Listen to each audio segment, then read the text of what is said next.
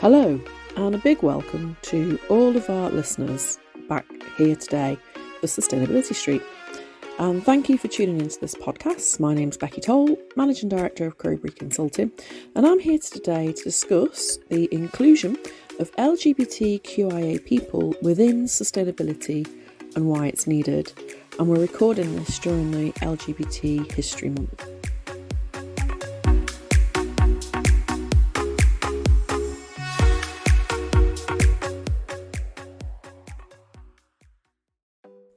The field of sustainability is made up predominantly of men and is quite uniform.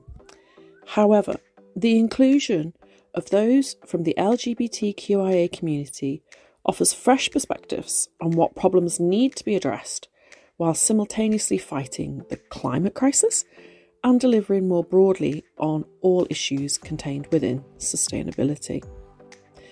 So the first person, listeners, that I would like to discuss is Rachel Carson. Whilst being a pioneer in the world of sustainability, many people do not know that Carson was in an intimate relationship with a woman named Dorothy Freeman. Carson lived during a time where homosexuality was considered to be illegal and un-American ideal and a perversion. It was also considered as a mental illness. Carson kept this hidden from the public eye whilst being heavily devoted to the environmental cause in an attempt to avoid scandal and defamation to her work. Carson's revolutionary book, Silent Spring, advocated for the regulation of pesticide usage and led to the ban on DDT, allowing the American predatory bird populations to thrive again. The environment became one of the top political issues of the time, with Carson being credited with sparking the modern-day environmentalist movement. Carson and her work changed the idea that human society can grow and operate irrespective of nature, highlighting a core objective within sustainability. Rachel Carson's story is an important one to tell, as there are not many openly gay people within the environment and sustainability sector. Her profound and vital commentary on sustainability and environmental issues enabled communities across the globe to embrace her message of coexistence with nature and technological constraint. It was not safe for Carson to be out during her time and led her to living a closeted life. But we can tell her story now and commend her achievements as a member of the LGBTQIA community. Her work highlights the fact that the field of sustainability and the overall movement towards environmental change is stronger because of the diversity.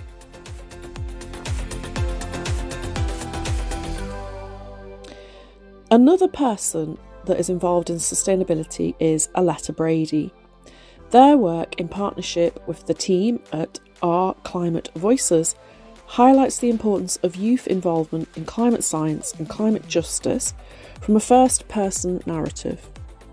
With Brady being a queer writer themselves, their mission is to humanise the climate disaster through visionary storytelling that encourages a dialogue that amplifies the voices of those most affected by climate change to the forefront of that conversation. Their work highlights ways to support community-based climate solutions through improved visibility of the work that frontline and vulnerable communities are doing to battle the effects of climate change. Through storytelling, Brady and their team utilise this vital tool in the fight for climate justice by connecting it to their audience on an emotional level, as the stories that they create are more notable than simple facts and figures. Climate change affects everyone, and Our Climate Voices highlight this. It's incredibly urgent to address the ways in which each community is impacted by climate change. This provides insight on how to envision a more sustainable and equitable world, as effective climate justice can support both human lives and environmental health. Our Climate Voices produce listening series, and there's one that I'd like to draw the attention to for our listeners called In Conversation, Queer and Trans Liberation. which brought together the knowledge and expertise of 5 queer and trans climate justice organisers to discuss the struggles that queer and trans people have in the fight for climate justice. This series highlights how queer and trans people, particularly those of colour, are highly vulnerable to the impacts of climate change. Their personal experiences with discrimination is also discussed. The systematic violence and oppression of those who do not conform to gender norms is also discussed in the series, due to lack of support they receive in the face of climate change. Our climate voices provide this perspective and highlight how imperative it is to follow the leadership of those on the front line of climate change and provide the future visions for a movement that can centralise queer and trans lives in the solutions to the climate crisis.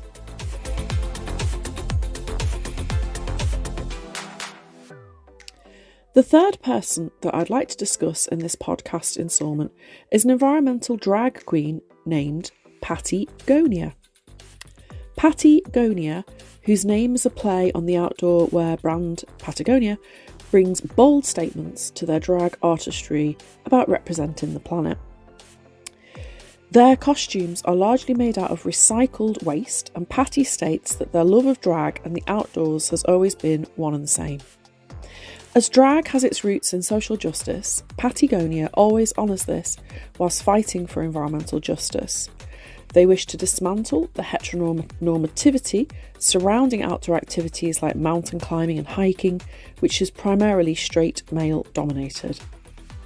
Pattygonia considers the urgency of the climate crisis we are facing and promotes a better connection with nature and environmental action.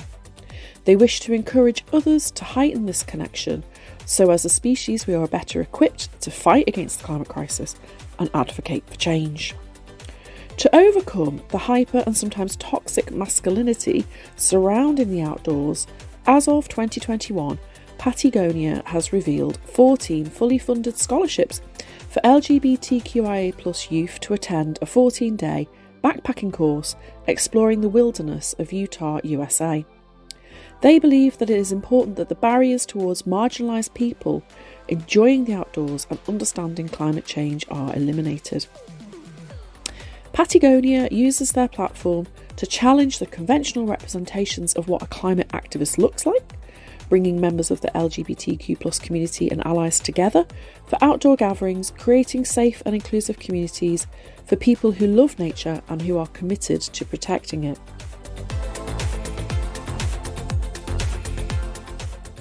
Lastly, I would like to talk about Brigitte Baptista. Baptiste challenges scientific and social conventions as a transgender woman who is one of Colombia's environmental experts in ecology. She has written 15 books and won international prizes for her work in the field, and University Columbia have now appointed Baptiste as Chancellor as part of their push for greater sustainability.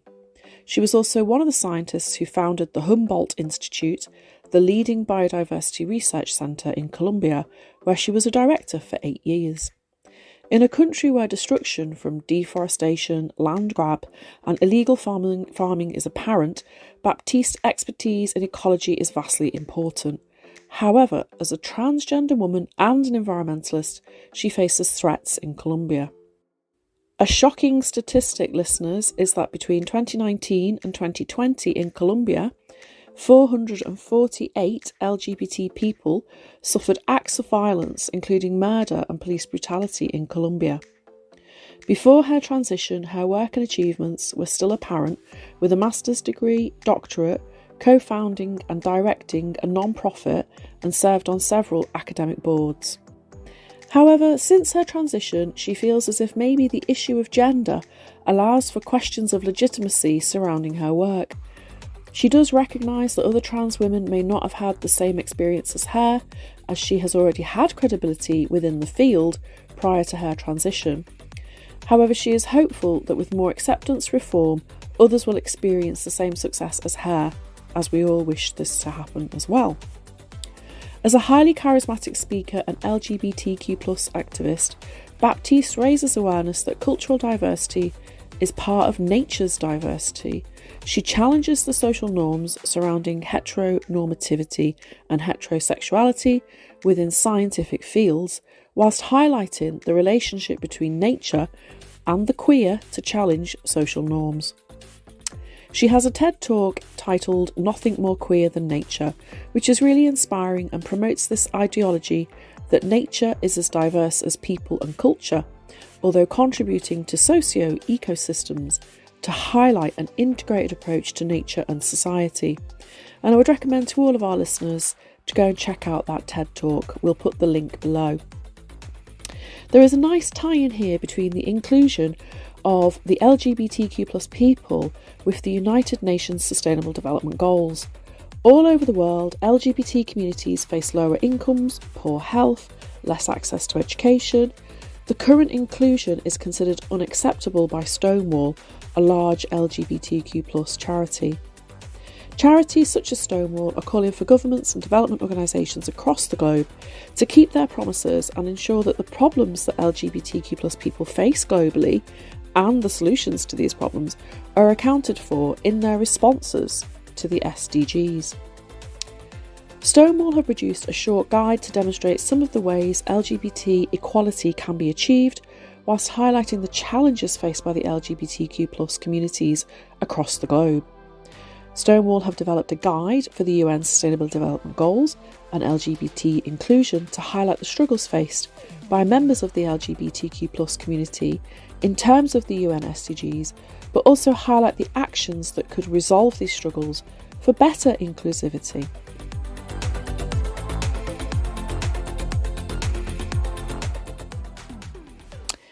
So listeners, this brings us to the end of this podcast, and I would like to thank all of the listeners to Sustainability Street and for, taking part in the topic of LGBTQ+ inclusion. Please remember to follow us on our socials, including Instagram, Twitter, Facebook, and also take a look at our upgraded website, which is www.crowburyconsulting.com. And we look forward to delivering the next episode soon. Thanks very much, guys, for listening. Take care and goodbye.